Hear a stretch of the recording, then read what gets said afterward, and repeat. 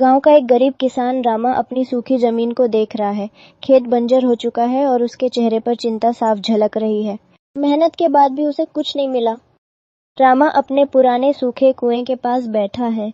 वह थककर पत्थर कुएं में फेंकता है, लेकिन तभी कुएं से अजीब सी आवाज आती है, तुम इतने उदास क्यों हो?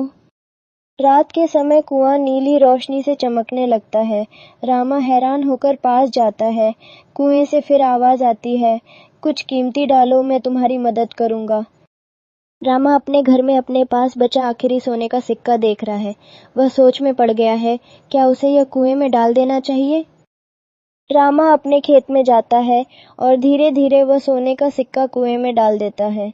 तभी जमीन हल्की सी हिलती है और आवाज आती है, कल वापस आना।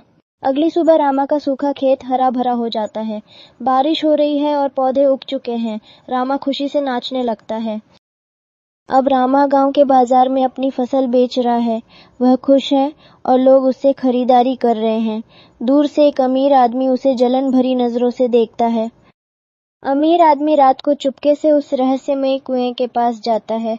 वह नकली सोने के सिक्के डालता है और कहता है, मुझे उस किसान से ज्यादा दो। कुएं से लाल रोशनी निकलती है, हवा तेज हो जाती है। अमीर आदमी डर के मारे भागता है, लेकिन रोशनी उसे खींच लेती है।